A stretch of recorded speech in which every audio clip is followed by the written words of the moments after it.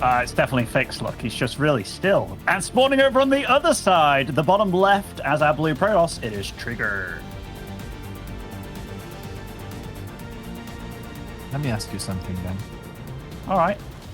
Are you non-stop staring at DisK's camera right now? Actually, no, I was looking at the game and I was wondering about DisK's high ground gateway as opposed to the low ground gateway of Trigger. But now I'm focused on it, Cats. But yeah, I can't help I'm just waiting for him to move.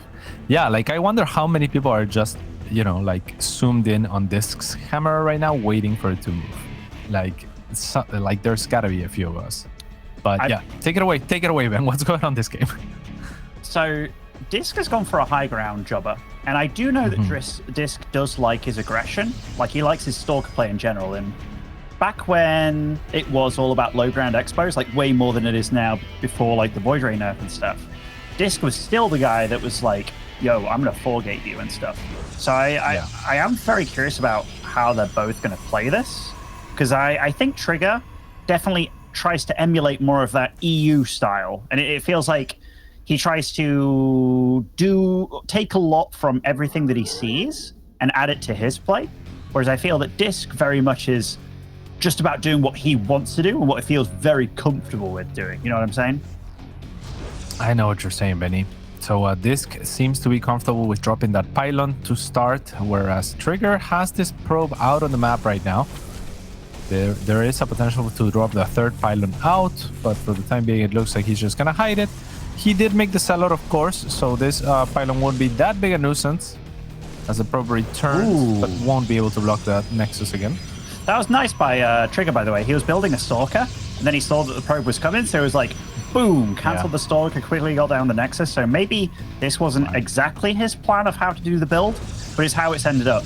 Actually, to DisK's credit, gets up his natural up very quickly as well.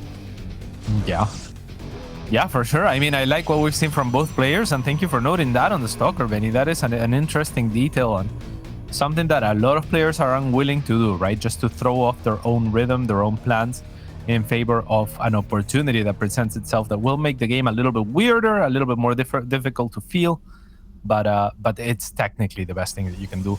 However, will he get punished for that, as the Stalker does get supply blocked for a sec there, and it's now gonna be fairly slow here. No Chrono Boost to allocate to the gateway at the moment, but now he has 51, so he could start doing that. This feels very much like Trigger spent so much time catching that probe in the main that he kind of got caught off guard here by these two Stalkers. I mean, these two Stalkers can actually get quite a bit done, and Trigger realizes the threat, and this is already a terrible start for the young man. Yeah, absolutely terrible. I mean, he had to pull probes there. The next Stalker should be on its way up here, but it's not yet. 5 workers have fallen, plus the probe pool. I mean, to 2 Stalkers, it's not good. It is not good at all. 2 of those probes still not mining. The 2 Stalkers will end up going down, and this Oracle has a lot of catching up to do. But it is flying. Oh, there's a shield battery there already. So nice play by DisK. I mean, can pop down a stasis. He does pull away rather quickly as well. Deals with it promptly. It's a nice early game for DisK for sure. For sure, Benny. I mean, this is not looking good for Trigger at all. Of course, yeah, the Oracle tried to do what it can, but with the shield battery there, like you were saying, impossible to find much. But yeah, I mean, if we're gonna take away something for the viewers to enjoy there, that was a really good position for the Stasis Ward, just because it kind of gets surrounded by the probes. Otherwise, it can get attacked and killed. So, you know, in between the mineral cracks is where you want to place it, but it made no difference in this particular situation. I think this is the most calm I've ever seen DisK. I think his camera is still frozen, right? Like he hasn't moved, yeah? No, he hasn't. I mean, like, yeah, that's part of the joke, Cats. But like, normally, no, I get it. Normally, he's looking a little bit, you know, can start talking to himself a little bit. But here, this is a nice play with the Oracles. Will catch one of the Oracles though, and that. Okay. This is nice play by Trigger. This is absolutely equaling things out by the looks of it. But he will be losing one of his Oracles, not the second. Yeah, that was actually fantastic, right? Also gets himself the shield battery at the front for free as the units are pulled back to deal with the Oracles, and a couple of probes in the retreat. So yeah, it is a near equalizing damage. I mean, on paper, Trigger is actually ahead in workers, Not sure that should be the case had this continued worker production nonstop. But there are good reasons to stop worker production, I suppose, in this matchup as well, right? Like we're looking at the saturation of DisK, for example, and he's technically a little bit oversaturated, overflowing at the natural expansion if he doesn't want those gases. So, you know, sometimes you just kind of reach the probe amount that you want, and you stop until you have a little bit more expansions to spread those probes and maybe try to hit sharper timings. And Forge is going down for both players. I remember a wise petite Drogo told me when I was trying to learn a bit of PvP, you build a forge. I was like, when do you make a forge? Like, when do you transition and stuff? And he was like, you build a forge when you're not worried about dying anymore.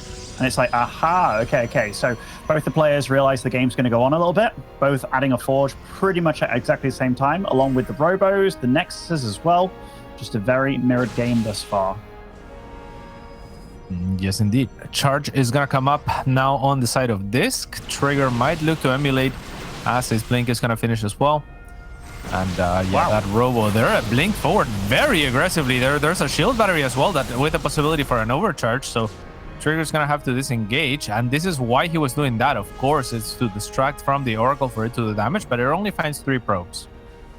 Yeah, at first I was like, man, that's freaking crazy that he's going for that. But the fact that he was doing that at the same time makes a lot of sense. You're absolutely right. You always want to kind of make your opponent try and tax their multitasking. I remember Kevin Rotti being very invested in what Sho said one time. And Sho, he wasn't the quickest player by any means, but he was a legend from the olden days. He was like, never just do one thing at once. Always do at least 2 things if you can, and 3 things if you're really damn good. And Trigger seems to be absolutely living by that rule here. Yeah, for sure. Sho had one of the biggest upsets of all time, of course. Like as far as like skill disparity, he beat that who shall not be named. I thought you meant me for a second. Yeah, not Voldemort. Oh, another blink forward. This time around, I think it's proper. There is enough stalkers here on the side of Trigger that he deems it appropriate to blink on forward. And as this tries to retreat, Trigger's going to be right on his tail.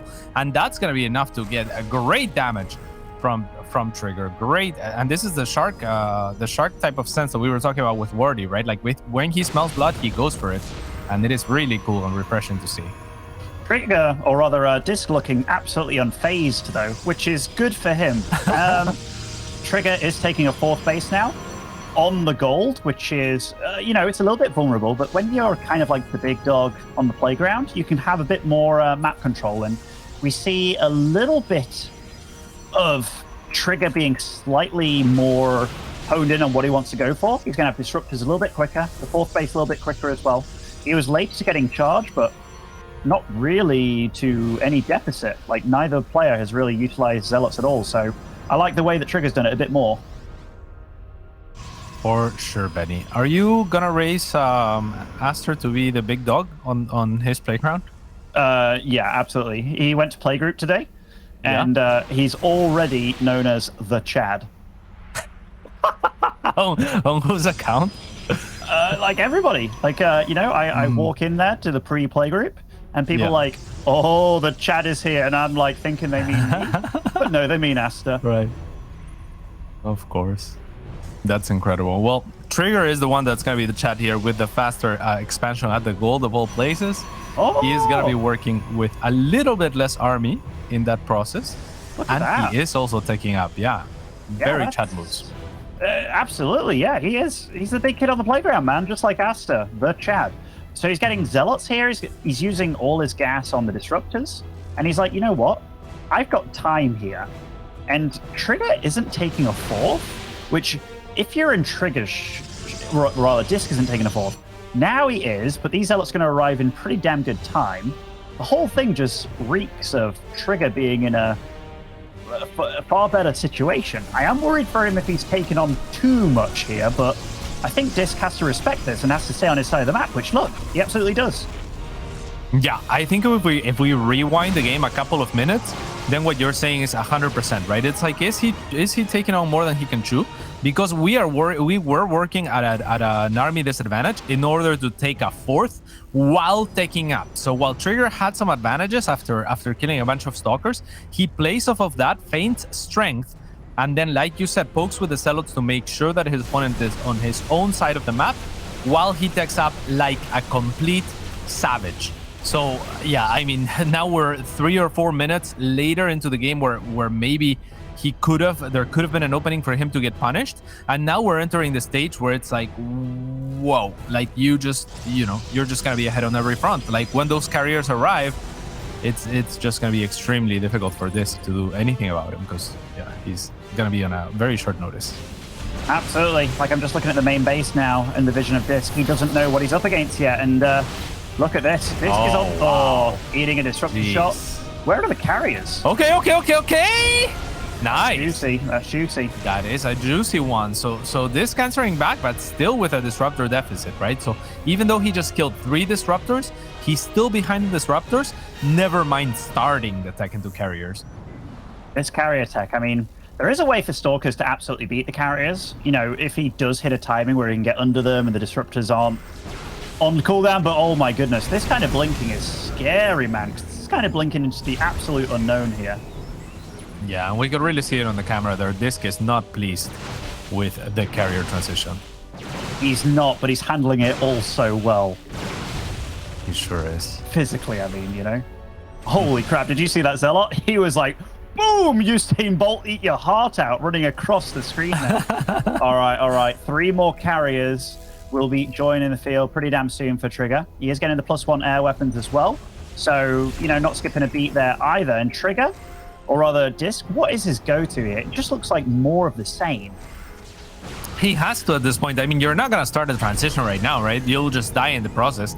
So right now, he's all in on the next engagement. If he can get a reset, if he can get a favorable engagement with just numbers, then maybe we can look at a transition. But until then, he just has to kind of bank up on, I'm just going to make more stuff than you and throw it at you and hope that that's enough, I think. And that's, I think, his best approach, but I don't like his position. That was a nice little surround there to protect his cannon. Like, did his own Zealot Warp in just as a little bit of a shield there. Very, very nice for him. Now, DisK's army, he's just throwing down more gateways, so you're absolutely right. He's doubling down on this, and maybe if he was to tech switch, it would just be certain doom for him, but he has to be careful. Trigger has to be careful as well, though. Oh my goodness. Oh my goodness. Ben, I mean, this has to be the opening for DisK. Right now, you just killed so much, and you know your opponent's taking up. Like, I don't think you want to just sit back, right? Like, because that's just an offering. It's just like saying, okay, like, I cleared your supply so that you can get a much better army than me. Whereas before, it was just, you know, it's still much better, but not much better, right? Like, he's going to replace those stalkers by carriers, and that's not what you want on the side of DisK. So I'm surprised he's not pushing the issue more. Me too. That is a juicy pylon, by the way. Stopping the warping even. Trigger tried to react, but now he's got a few Zealots in his natural. He's losing a lot of econ from this, and DisK, all of a sudden, it ain't looking too bad for him anymore, is it? Not too much. If the rest of the carriers can join his army, or Trigger's army, it's going to be problematic for DisK.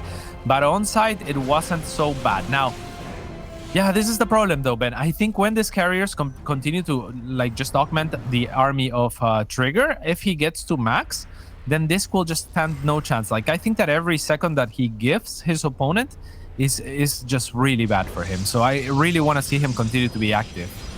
No, I'm totally with you. I think he's got the ace up his sleeve, though, with the DTs, and I think that's when he really wants to be chaotic everywhere.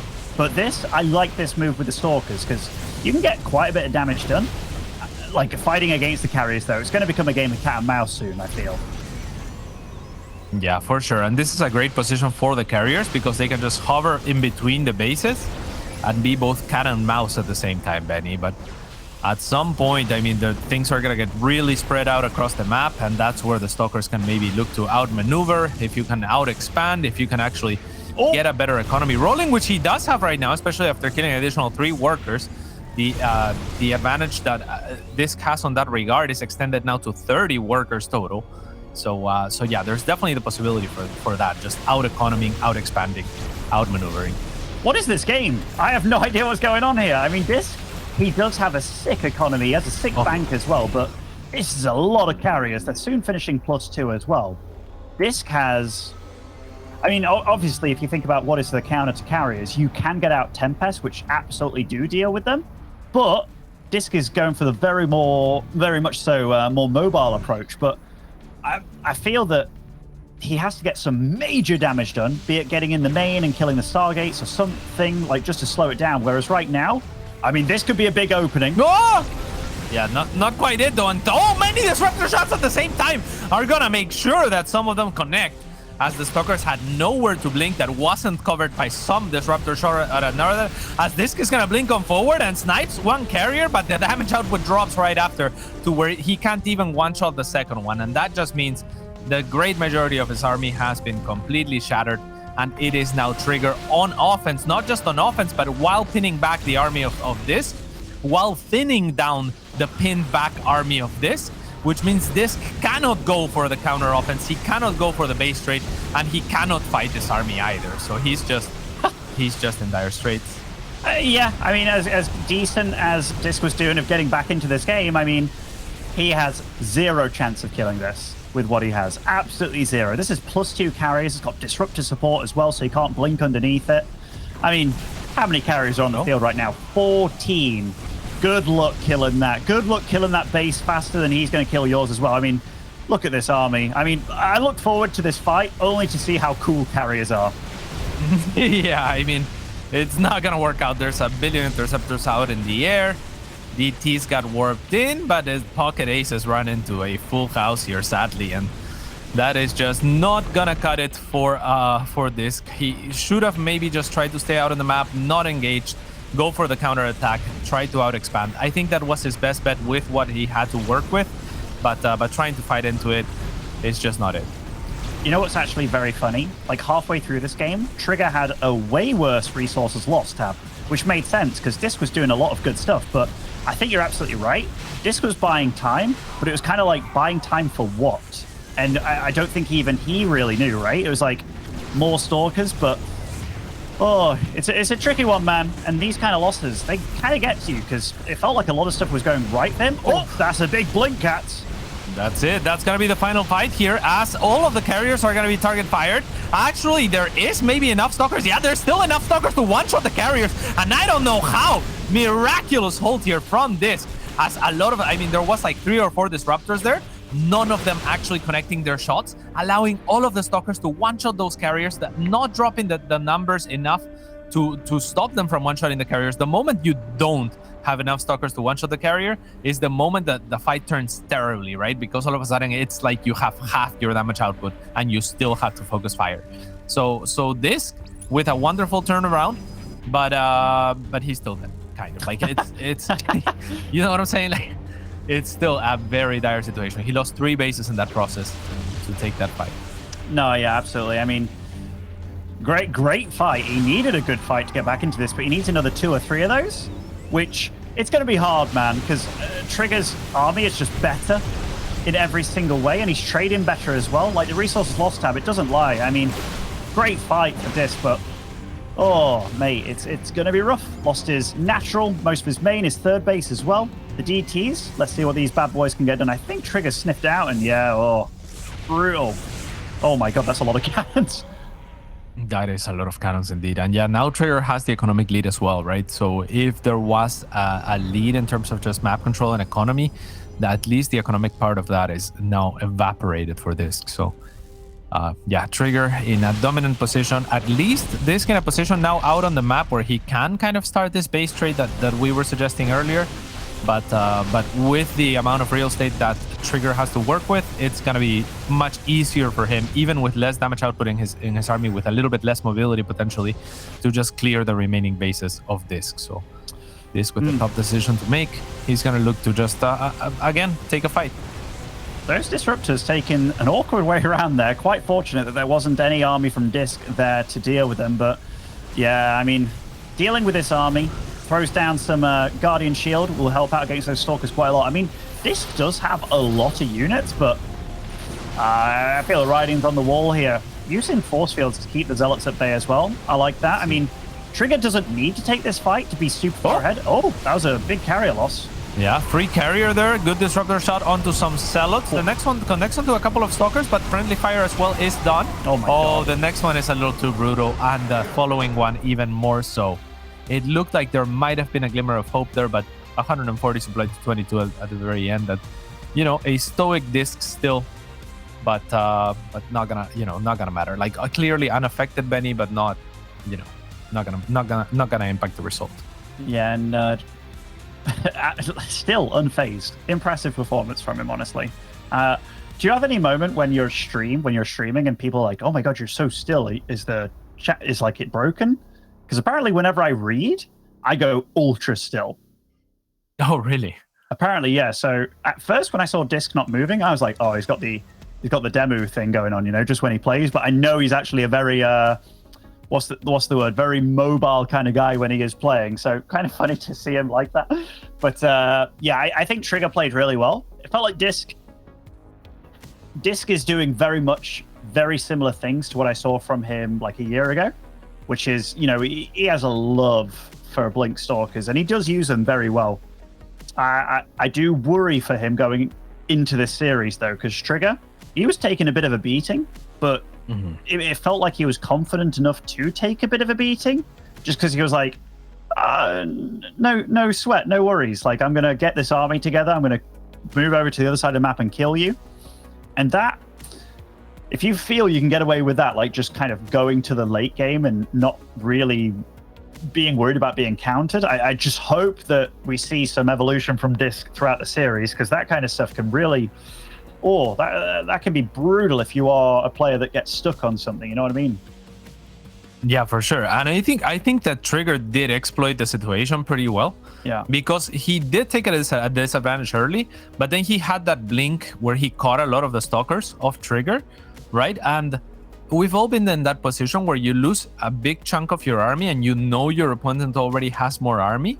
So your instinct is, I shouldn't attack right into that, because they should be snowballing. They should like continue to add army potentially and stuff like that. So unless you are really good at scouting, unless you have hallucinated Phoenix like checking for that carrier transition on the side of DisK, I can't blame him for being passive or for not trying to exploit that timing where Trigger's getting the fourth and getting carriers and getting disruptors all at once, right? Because he just didn't have the information to work with. All he knew was that he was behind an army, presumably. Yeah, I get totally what you're saying.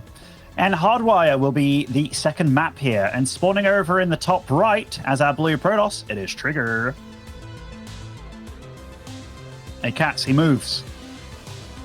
Oh, he moves! Yeah. In the bottom left-hand side, it is for Team Super. No, for Apprentice Esports, DisK. It's all right. You were just so thrown off by the fact that I was looking at, the Iceman now moves. That's incredible. On that non-moving thing, one thing that I used to do on my stream a very long time ago is I would set up a screen with like text that says "Be right back soon," stuff like that, and then I would put myself on the as if it was a still picture and put it in black and white, and then just not move for as long as I could, and then just jump scare people all at once. That's one of those things where it's sad that it's not like a Zoom call kind of thing, so you can see what their reaction is, because that'd be great. Yeah, that would be amazing. But you get the reaction off the chat, as they get jump scared. And that's good enough, because there's a lot of people reacting. You could have done that to a little old lady that was just enjoying the cat stream, and just sent her to an early grave. That'd be awful. That might be, it was, I guess it wasn't, I guess no one asked for the jump scare, and then they would sometimes get it. But I haven't done it for years, Ben, so probably haven't killed anyone in a while. Oh, that's good. Not in a while, eh? Not in a while. All right. This game so far is a little bit different. Like Trigger, not opted for the 1-gate expand. Obviously, it's Hardwire, where the low ground expo doesn't have any sort of ramp up to it, so a bit harder to get away with that for sure. DisK is a fellow with 1 probe on the map and then 1 probe in his opponent's base, so he looks like a fella that might be up to some cheeky shenanigans here. Cheeky. Let's see what happens here, as DisK is going to block the expansion of Trigger, as we have come to expect oftentimes here. Just a sentry to follow here on the side of Trigger. No units to follow the first 2 stalkers on the side of DisK, and it's going to be a Stargate proxy. I like this out of DisK. This is definitely a little bit of a mix-up. He's keeping a probe over there as well. And I like the fact that he's keeping the probe over there for now. Just worried about if you send the probe back home, maybe it gets scouted and gives away the whole plan kind of thing. So just sticking it out, hanging on over there. And Trigger's going for his own robo. Safety robo, though, here. Yeah, and that doesn't fare too well against an Oracle that's gonna arrive a little bit quicker perhaps than Trigger can expect it, just because it's proxied. So we'll see if the shield battery is timely or if it's gonna be just a little bit offset by the timing of the proxy. Because if the Oracle shows into the main and there's not units in positions or a shield battery, it's gonna be pretty devastating damage to start a game. Yeah, insanely. Like I remember back in the day when PvP was starting to be figured out. It was like, oh, if you go Robo against Stargate, it's really bad for you. If you go Stargate against Twilight, not so good either. And there's like little vicious triangle, right, of what to go. Oh, he's even going to stack up his Oracles, and Trigger is going to use the Robo to try and be aggressive with a Warp Prism, which, you know, I like that as well. Trigger's scouting, though, with his hallucination and seeing that, hey, you only have a Twilight? That's a pretty late Twilight. What have you put your money into? I hope that Trigger, for his sake, sniffs this one out. And he has gone for a defensive shield battery. Nothing in the main as of yet, though. Yeah, and you know what? If that Oracle had poked by itself, it would have done so much damage. But even still, these two Oracles might be even more deadly. He takes the gamble to wait for longer, but still no shield battery. Not that it would matter too much against the double Oracles. And 0 units in position. Great reaction time from Trigger here. Gonna pull his probes as fast as humanly possible, but still gonna end up losing 5. I can't help but to feel that that could have been worse. But yeah, I mean, 5 is still pretty bad. It could have been a lot worse, but all things said and done, that was a pretty decent reaction by him. You know, like the Oracles, I think he spotted it with the pylon on the right side, so got to move out. And he does have units in position this time, but the sentries just get uber sniped there, and he's going to be trying to do his own bit of aggression as well with that Warp Prism and the 2 Adepts, so maybe we can see him start to get a little bit back into this. I love the shade into the main here. Oh, a bit of misfire going on, but this is still some very good damage.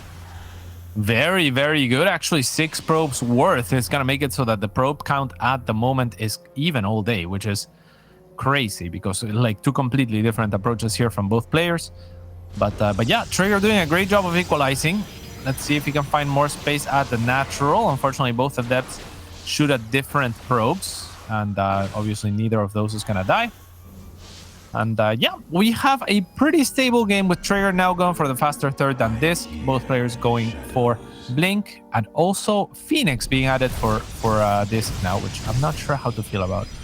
It would definitely shut down that Warp Prism play, right? Like that's what it is, yeah. Yeah, I think it's one of those where it's like, this Warp Prism, I don't want you here. And he's going to have Blink soon, so maybe he can deal with it that way. But I mean, the Phoenix is a surefire way to shut that stuff down. And that Phoenix is heading on over. Trigger might not have spotted this, you know. And I think, no, I don't think he did. And look at that. Oh, what a blink!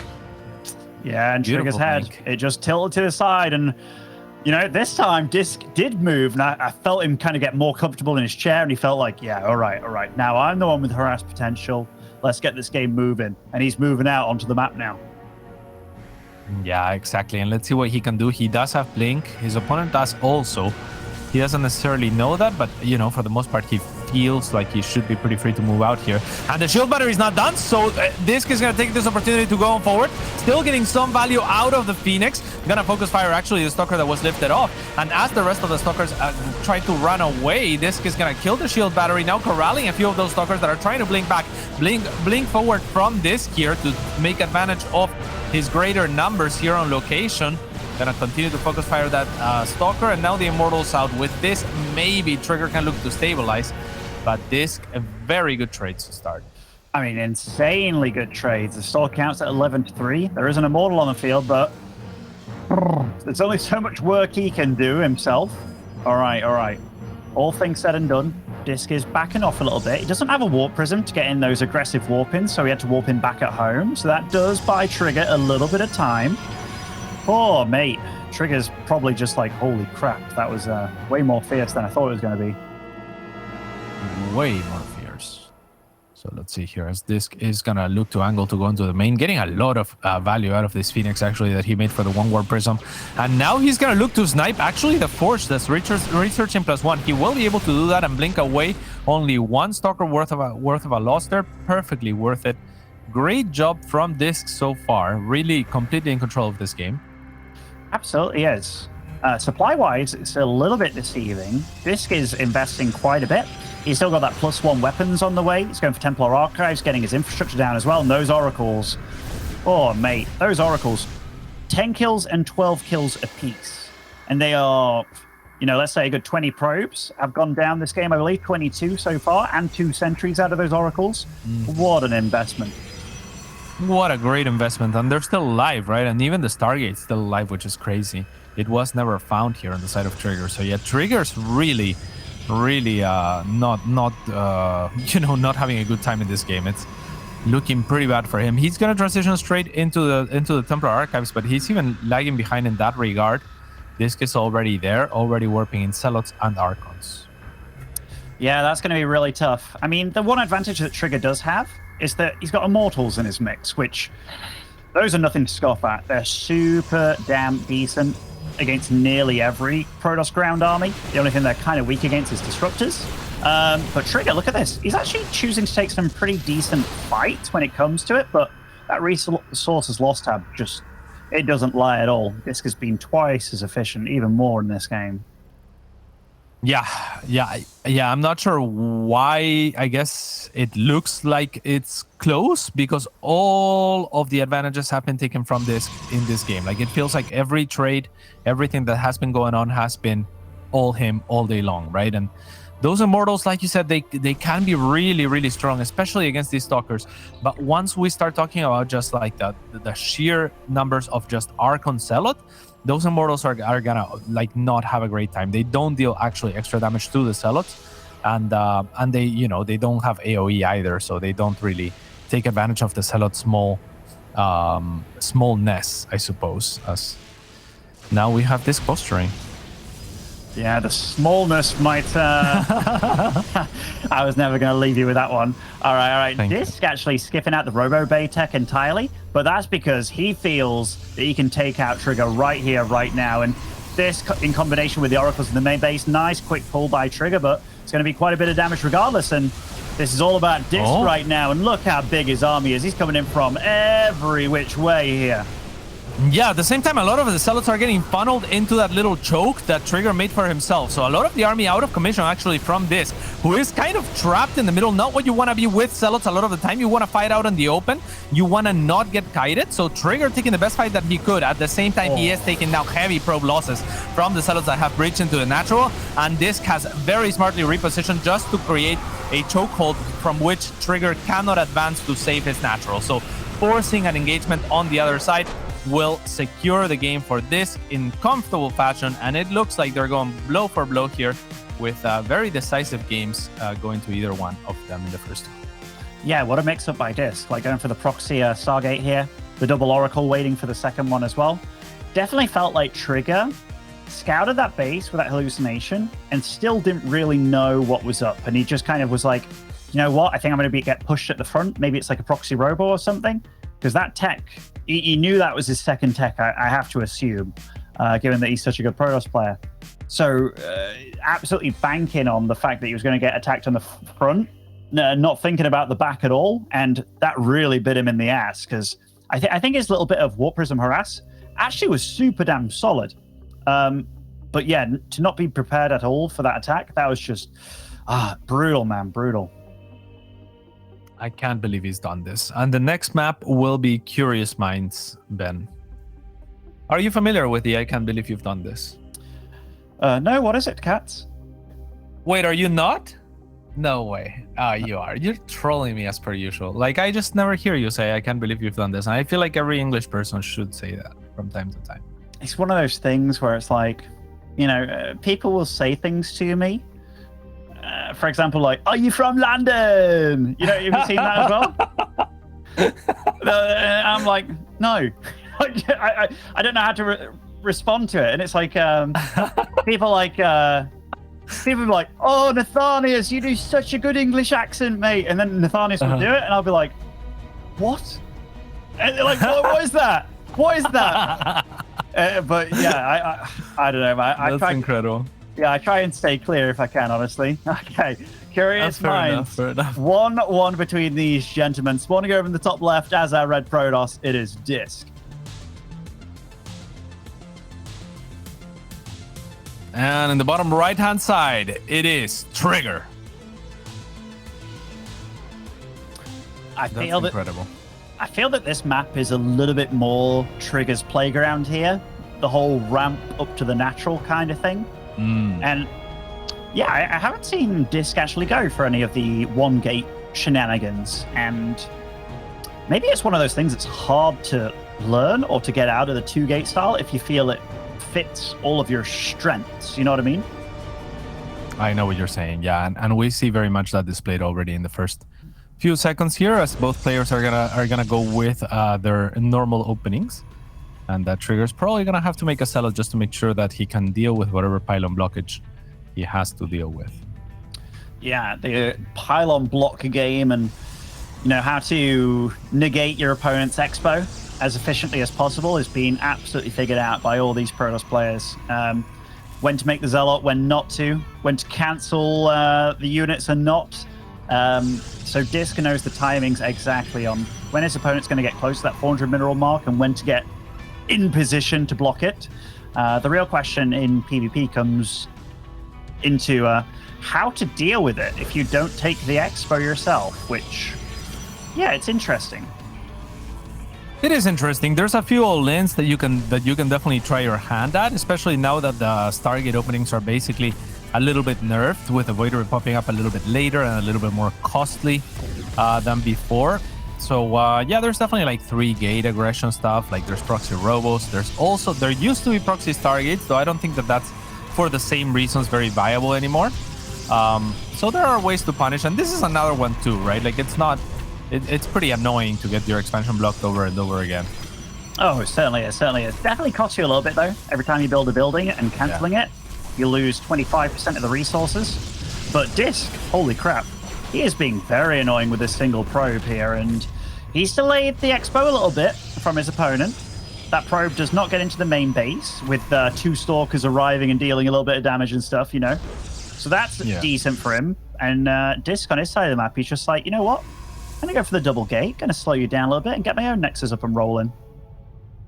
I love it. So yeah, Trigger's gonna go for the Stargate here, which is one of the more common follow-ups to this, because it's kind of just like the catch-all type maneuver. And as long as he knows that there isn't aggression, he can go for the Oracle and skip the Void Ray. If he thinks that his opponent's gonna be aggressive, if this probe was to gather like a bunch of stalkers moving out or something like that, very likely he would start a Void Ray instead. But yeah, for the time being, he's gonna look for the unit that's gonna give him more map control, that's gonna give him more threat and more potential to, you know, get ahead.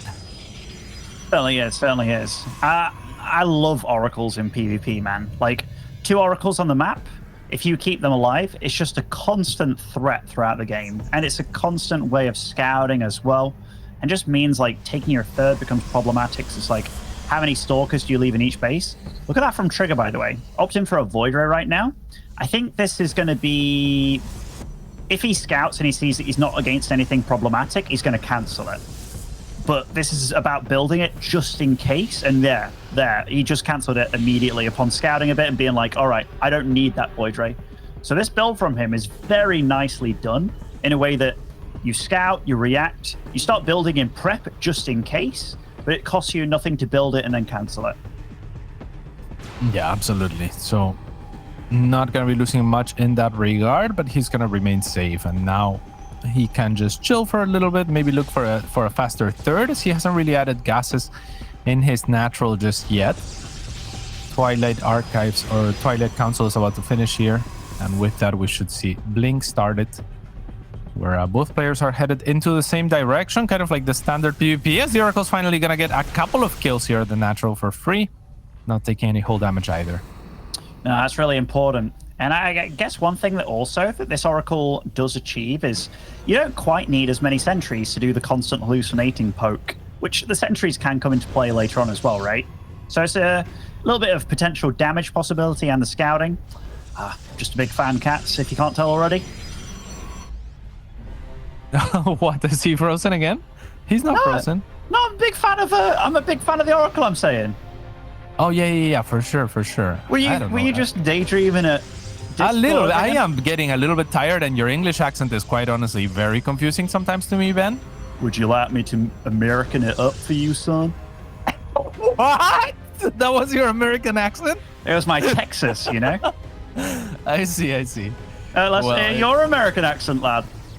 This is my American accent, Ben. I'm really talking in English. It's not UK English, I can tell you that much. It's not American English either, Cats, I'll tell you that.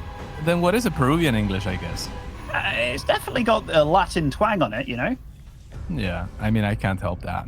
No. Yeah. You can't mock my American if you're not going to pull out the American, I tell you. I don't have an American accent because I've already molded my accent around America. You know what I'm saying? But here comes, I mean, we're in all American colors as well, as the red will push on forward into the third of the blue. And let's see what happens here. I mean, there's two adepts, like we are being shown by our wonderful observer, doing a little bit of damage in the natural, not being intended to for a bit, but now starting to rack up some probe kills, as on the other side, the real micro's happening, and Trigger will get the better of that engagement, but not at no cost, as 8 of his probes have fallen in the natural base, and the adepts are not done, now shading into the main.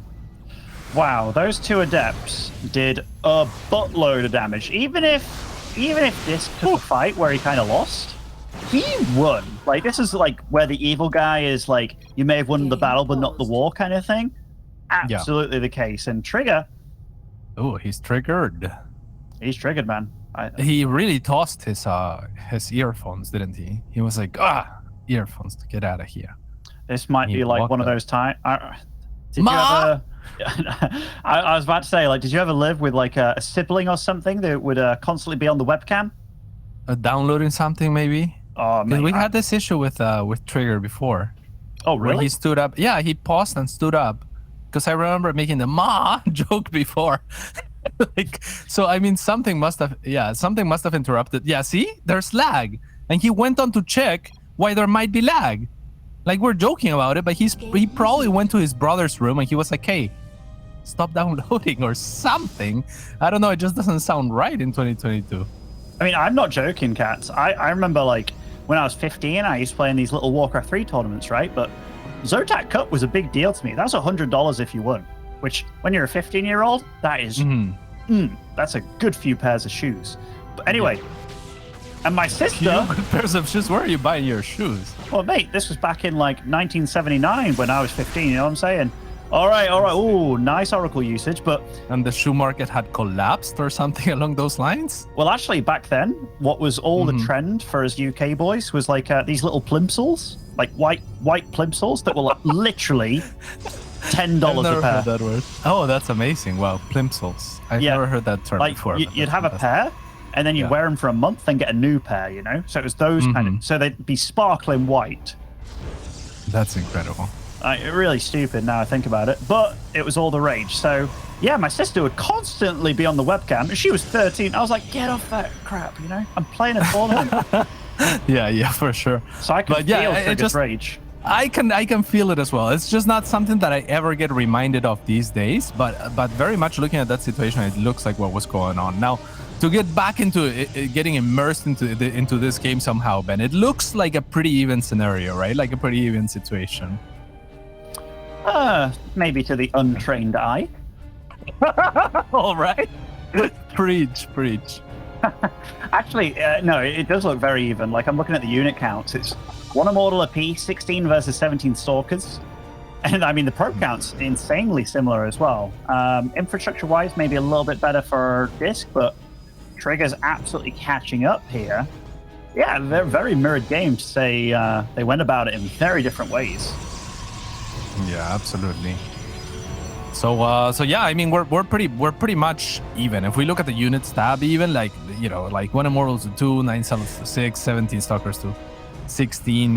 Yeah, like the units are near mirrored. It's really gonna come to like where these engagements happen, when these engagements happen, on whose terms, like who has the batteries, etc. Right? So both players, if they recognize this, they should continue to do what they're doing, which is to expand, to go later into the game and just kind of chill, kind of respect each other, if you will. So good job on them to continue to scout each other with hallucinations.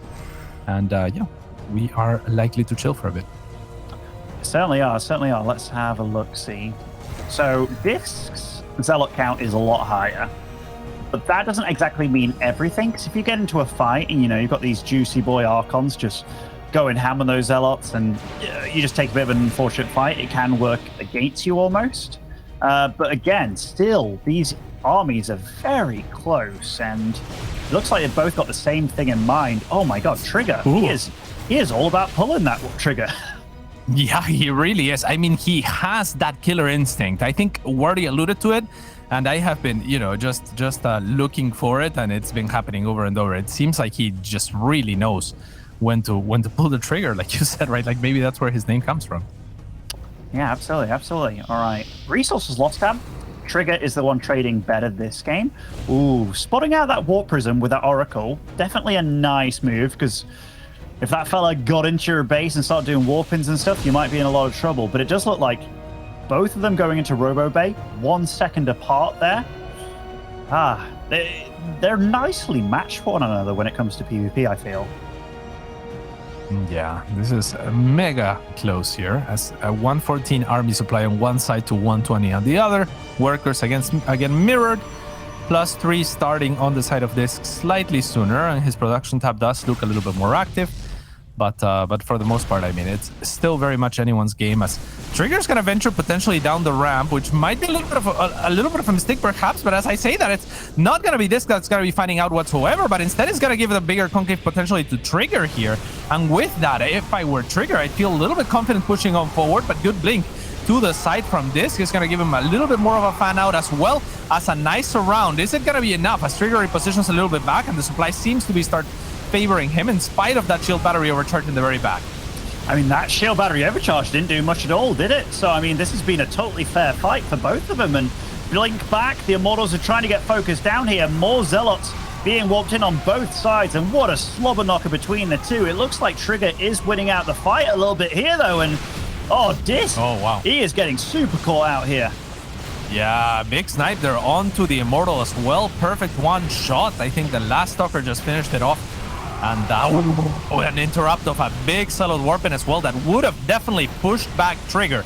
It would have been good trades for Trigger, but yeah, just delaying that warping is going to be fantastic for him. As where did the Stalkers go? They have blinked, and so the Disruptor's not going to accomplish anything. It's going to try to evacuate whatever it can, and that means that this base is forfeit then. 21 workers have fallen, and the supply is chopped in half for a DisK that looks out of it.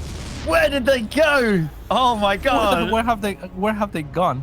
Dude, that was real swift moves by Trigger though. You have to be fast to dodge those kind of disruptors, and he did it so well. And DisK, oh my goodness, that shield battery overcharge, man, it really came down to that, right? He thought, and GG, he really thought that was going to work out way better for him, but he did not fight close enough to it whatsoever, and all his Zealots were getting absolutely murdered. But Trigger's positioning was a bit better, and he saw that as well. He was like, that shield battery's way too far back over there, and it felt like DisK felt it was going to do more. It felt it was going to be part of the fight, but really cool game.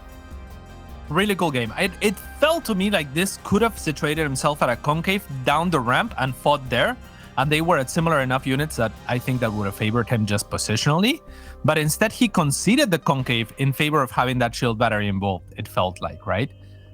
So yeah, it was an awesome game in any case, and we are going to go to a quick break, and then we'll be back to resume on Berlingrad.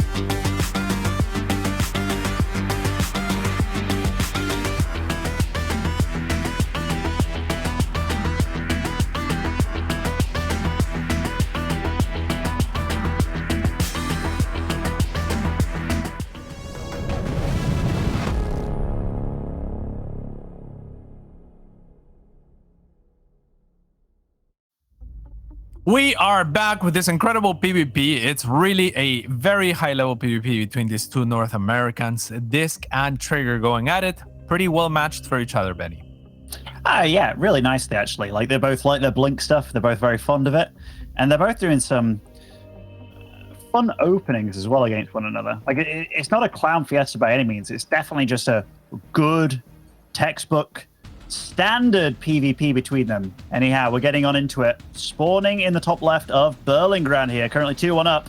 It is Trigger.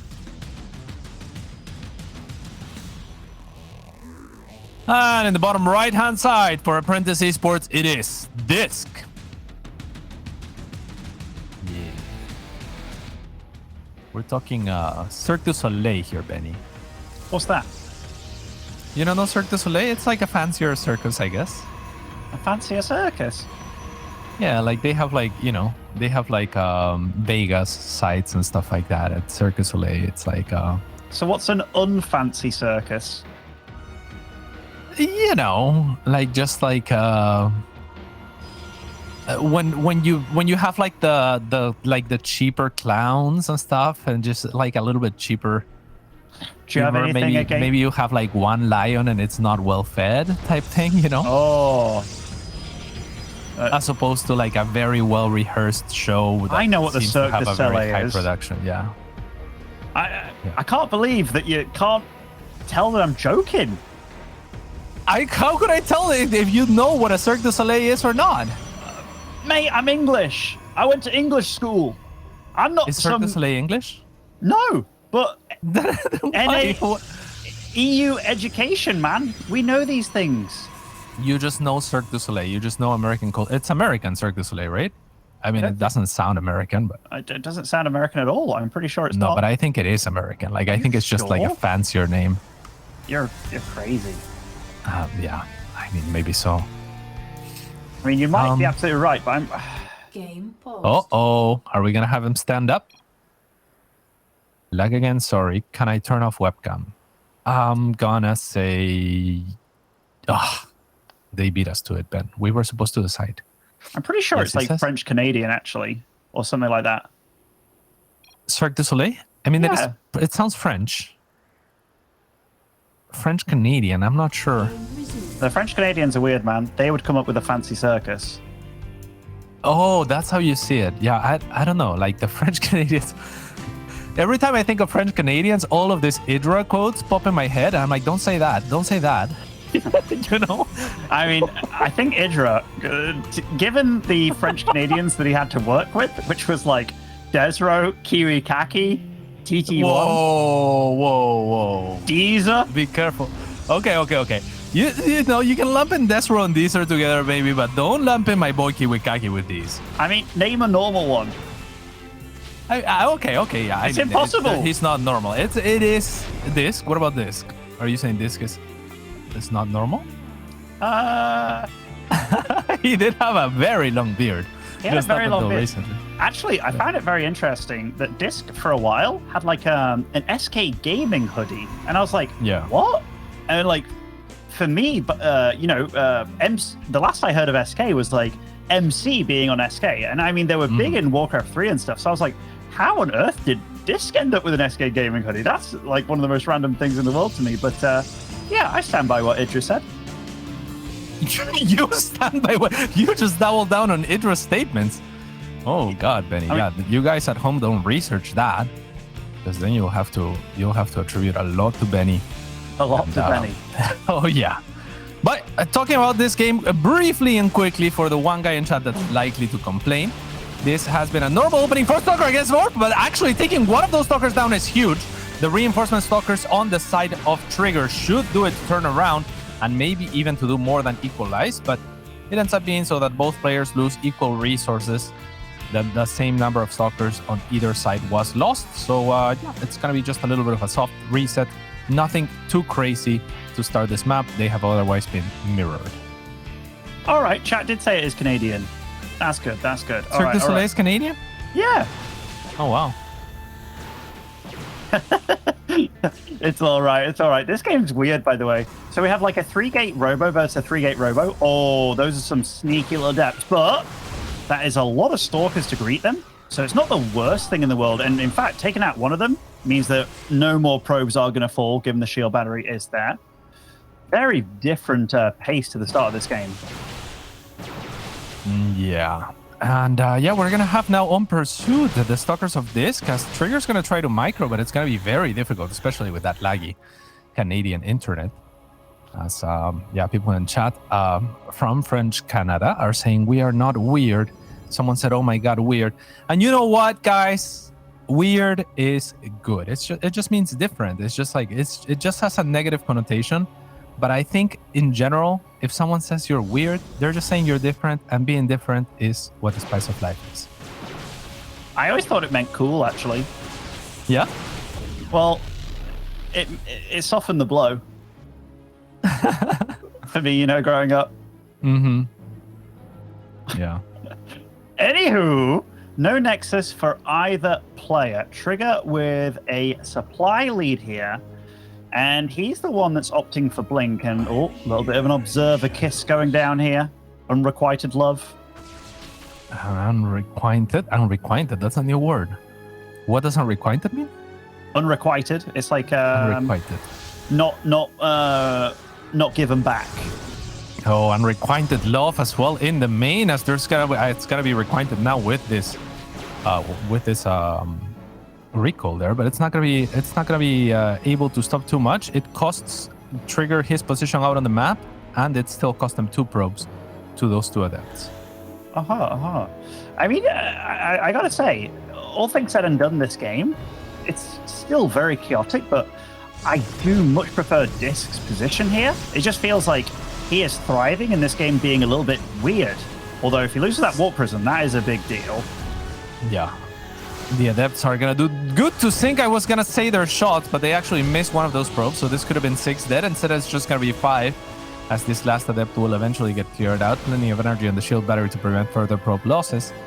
And so now it's Trigger trying to get out on the map. Neither player has yet found the room to expand them. No, but with DisK having Blink available, and you know, Trigger hasn't even started his, that is a big deal. I mean, Trigger does have 3 Immortals in his mix, which absolutely gives him that stocky edge, but the maneuverability, like, I wouldn't be surprised if DisK plays the, hey, I'm going to be aggressive while getting an expo here, which is exactly what he's going for. And I think with the mobility that he has, what a lovely position for him to be in. Yeah, this observer's a little bit of the ace here, because it's going to offer so much information to DisK to make the right plays. He's going to look to blink inside of the main. Right now, if you're Trigger, I would love for him to try to divide his army so that he can actually catch the Stalkers as they go back as well, because the Stalkers of DisK are looking to trade for as long as they can effectively, and then just blink back or blink back to the low ground. So that's exactly what he's going to do. I don't know that the trades were particularly stellar, though.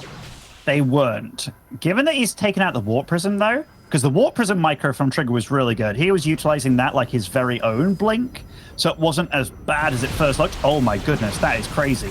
But it's good. He gets an Immortal for his trouble. Yeah, so these Stalkers are continuing to contain Trigger, who has now realized that he cannot really move out, and in doing that, he's going to have to take an expansion. So DisK is actually going to match him, and it's DisK actually who takes the expansion first, so it's Trigger technically that's going to match him. And yeah, this game will continue to transpire. Both players still at similar worker counts, similar army counts, and Blink about to kick in as well for Trigger, so maybe feeling a little bit more confident to move out.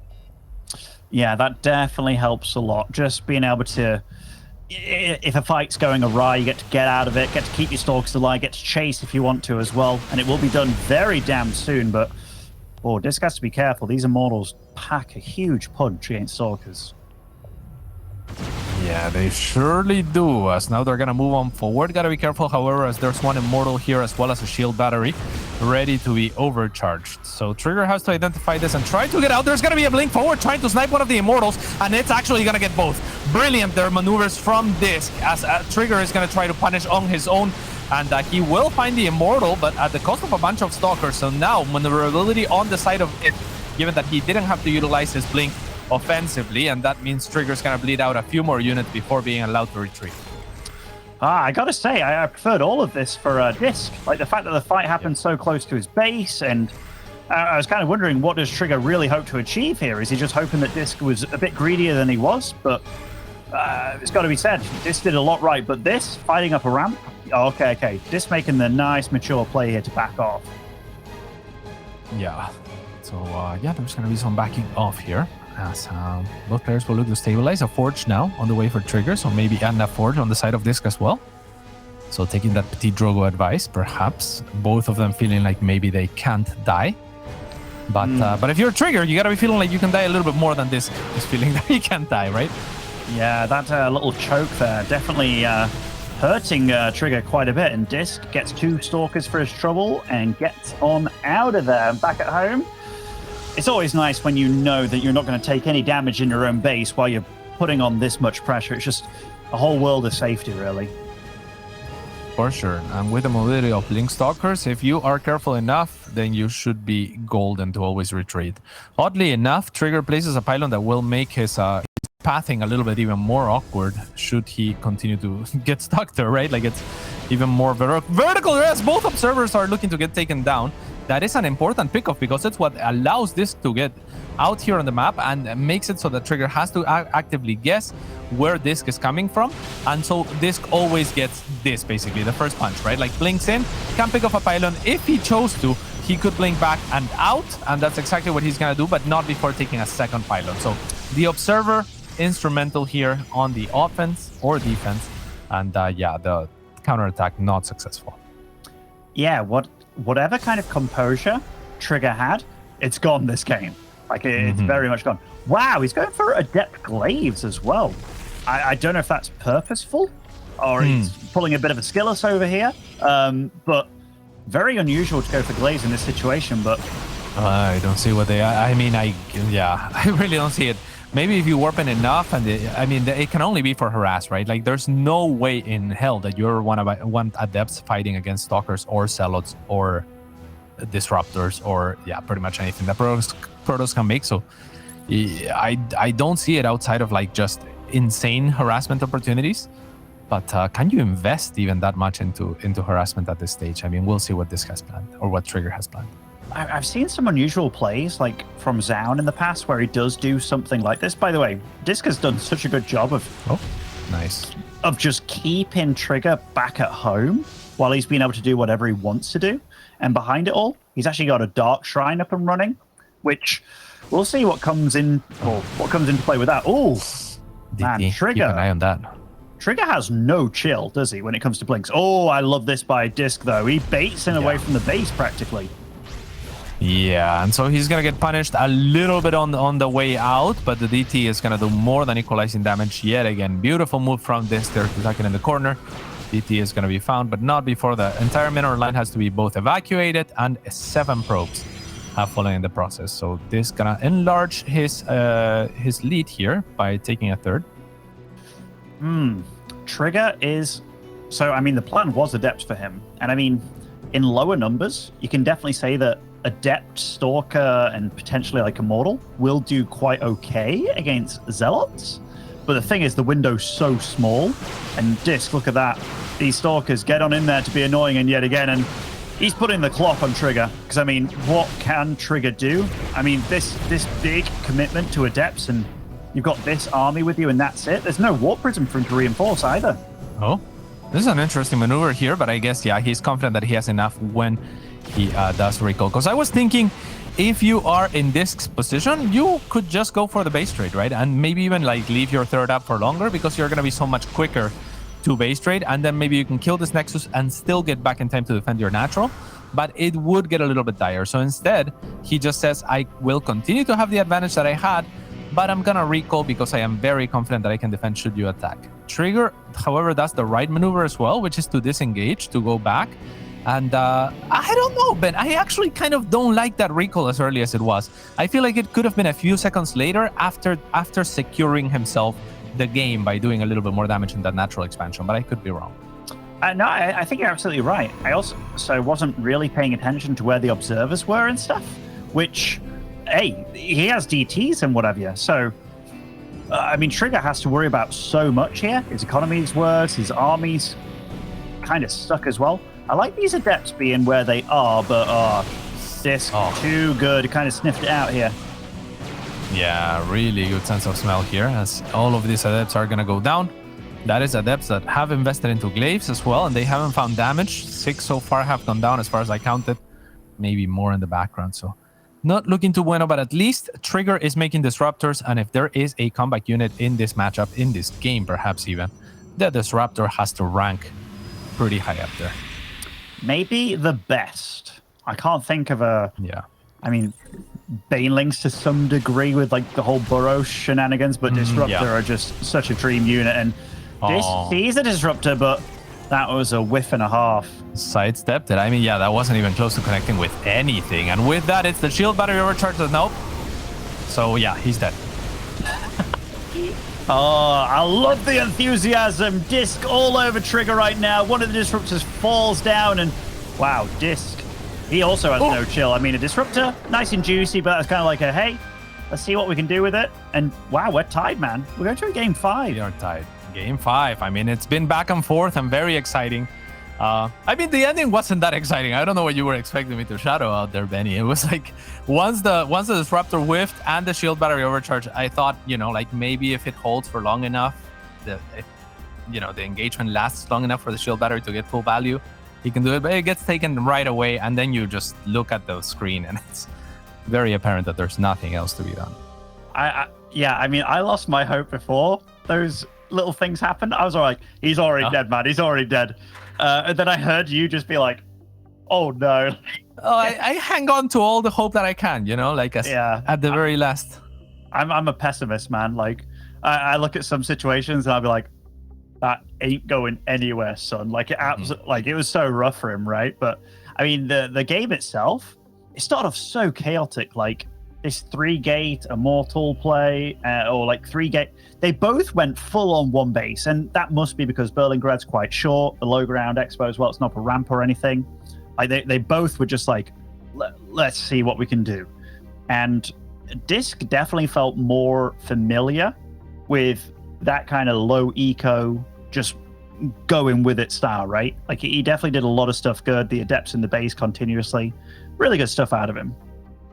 Yeah, I think prioritizing also vision in the way of that observer helped them to keep map control a lot and to continue with those pokes and keep Trigger guessing and not knowing where to look, right? Because you gotta kind of just sit in a neutral position.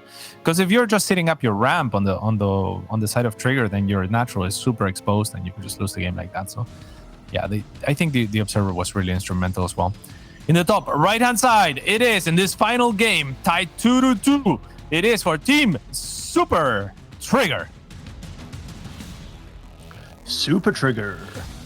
And spawning over in the bottom left for one final time this evening, playing for Team Apprentice Esports, it is DisK. I like the fact that regardless of what happens, the losing player can at least say they put up a real damn good fight tonight. Because, you know, we've had a lot of super walkovers basically in the EU department, whereas these two, yeah, it's nice that we had a little bit of a scrap going on. Yes, sir. It has been a scrapper, and it has been extremely close, and it has been everything that we expected from this series. So both players looking sharp in their own regards. I feel like if you merge them together, there are distinct advantages that they seem to take, right? Like it seems like Trigger has that killer instinct, like he does know when to pounce, and he looks really clean when he does. But DisK also has this very methodical, very controlling style where when he can get in the groove, that seems very difficult to get out of if you are his opponent. So very cool approaches, as we are gonna see DisK fearless in this game 5. Gonna go for a proxy.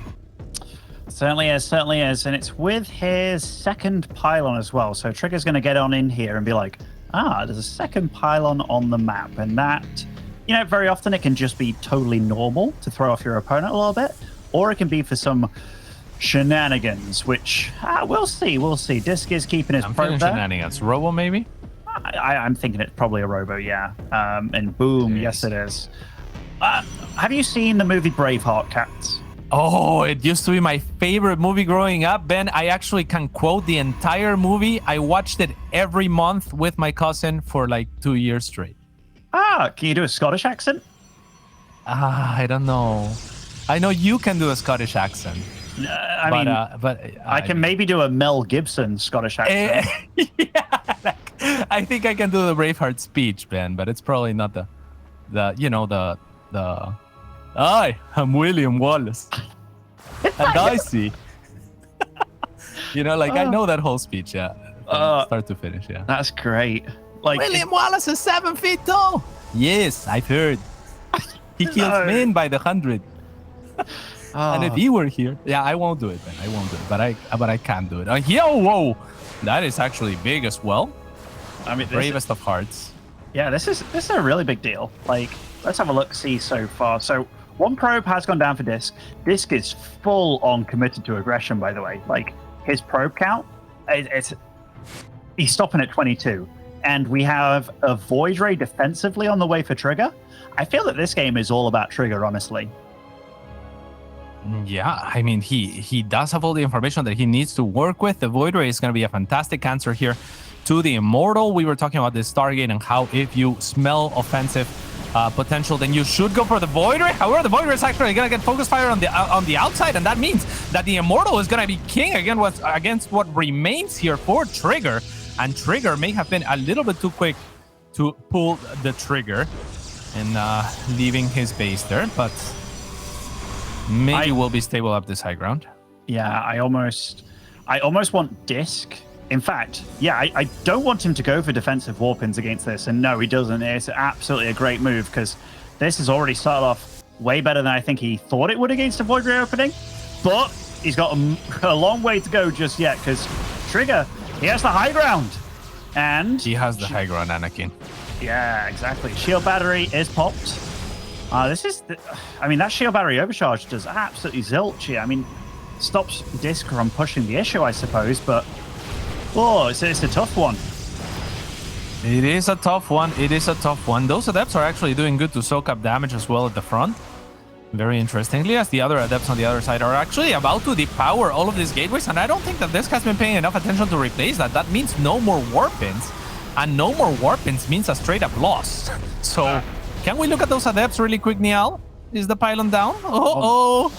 And we're going to see DisK's money skyrocket because he can't make anything. He's supply blocked, and he can't make anything because he's got no warpins available. Yeah, I think he's going to realize as soon as he fans out his warp person, if he hasn't already, or maybe he just feels like it's all about this macro. Okay, no, he did notice, so he won't even fan out the warp person. He is replacing that pylon a little late. But yeah, I mean, this game, if it's decided by inches, that was a few inches to be given away. Yeah, feet, you know? And feet, yeah. Another pylon. Oh, the warp prism goes down. That's actually massive. Damn. Shield battery overcharge is active now. Oh my goodness. This is really on a knife's edge here.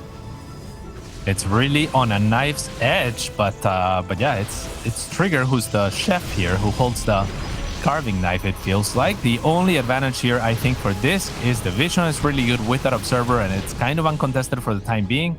But this is looking like a very solid hold here from Trigger. And once he breaks out, Benny, once he gets even a third or fourth Void Ray, he is going to be in an amazing position to get map control back, to get his expansion, to contain his opponent, to kill the robo for free out on the map. This is looking extremely good, I think, for Trigger. I mean, it's looking really good for him. Like, as long as he doesn't die, he's going to be in damn good shape. I mean, these Void Rays are pretty battered and bruised, and the supplies are still pretty close. It's just a real rough one, because DisK moving up this ramp, like, he knows what he's up against here, which is a ton of firepower, and also a lot of batteries, like... Oh, but it feels like he has to go. Yeah, I really love how much Trigger values those adepts just to soak up shots because they don't take the extra damage that the Stalkers do from both Stalkers and Immortals. It is a very unusual proposition here, as the Voiders are actually going to catch the Warp Prism once again. However, the aggression wasn't planned anymore on the side of DisK. He was looking to retreat and resituate himself on his side of the map. So, both players allowed out of their base, and that will ultimately just be a Void Ray for a Warp Prism, which is not a great trade for the Void Ray. This probe will get caught, and it is difficult to get probes out for DisK without breaking his own wall, so that is a nice catch. And when behind Dark Shrine, I mean, one of the first rules of Protoss Club still comes in true here. Trigger is ahead in supply. He's also got an Expo on the way. which with these adepts he does see that his opponent doesn't have, and he has to be so careful here, man, because that Dark Shrine, it's halfway done. There isn't a robo on the map. He does have access to oracles, but that would be a crazy way to go out, wouldn't it? If your opponent just walks in with DTs and you're done. And I mean, that Dark Shrine's getting awfully close here, Cats. It would be a crazy way to go for sure. I mean, it is a high stakes match. You know that you have had control of the game for a little while. Oh, I don't know why you didn't make an oracle or anything like that. But yeah, like, you know, like, yes, when behind Dark Shrine, but when ahead, your opponent's probably thinking Dark Shrine should be like the new saying or something of the sorts, right? It's like, you should also take the boxes. When you're ahead, you need to account for Dark Templars, and Trigger has not. And I am so sad that he turned off his camera because I really want to see his reaction. Yeah, me too, dude. Me too. I mean, oh, look at DisK as well. Why is he waiting? I mean, why is he waiting? Oh, mate, this is crazy. Robo going down in the main base now. I mean, holy crap. Holy. If DisK. Uh-oh. This is so I mean, he knows for sure, but this is not good enough. Knowing they say it's half the battle, but really the whole battle here is, can you get an observer, or at least chrono boost an oracle or something of the sorts? And he is chrono boosting an oracle right away, so he's gonna have a partial response to this, but this is at least going to equalize, I think, things for DisK, who has actually found room to move back into the natural base. Amazing force fields to trap one of the invisible men in the main, but the natural will more or less just have to be forgotten here. But DisK, behind all this, he's getting his own Nexus up and running, and I mean, this was absolute value. And we can't forget, oh my god, he still doesn't have an observer out, does he? Oh my god, Becky, will you look at that DT? It's gonna find additional probes here, and yeah, here comes the next tag from the Revelation. But I mean, if you're DisK, you even just warp in another one, right? Because your opponent clearly doesn't want to make an observer, and he is pretty low on gas right now. I think so. I like that proxy that he has. Just go for it. Just make one. Just start walking them in. Your opponent has only one choice, one shot, as the famous man once said. And oh my goodness, what a thing to have happen to you in Game 5. Jeez Louise. Absolutely brutal. However, if we look at the army supply, there is 56 on the side of Trigger to the 43 on the side of DisK. That means there is yet hope, but he only gets one chance to not miss his chance to blow Benny. And let's see if he is actually going to be able to get it. The arc from DisK is perfect. The shield batteries are a plenty. Only force fields here are the saving grace to work with on the side of Trigger, and they will start off well, but Blink negates all of that hard work. The rest of the force fields are pretty good, and actually the shield battery overcharge is a little exposed at the front. The Void Rays are trying to do what they can to salvage the situation, and the force fields are really good, but it doesn't feel like it's gonna be enough, as now DisK is flooding out of his own gates to close this game and take the series against Trigger. And Triggers are the wonderful thing about Triggers is Triggers are wonderful things.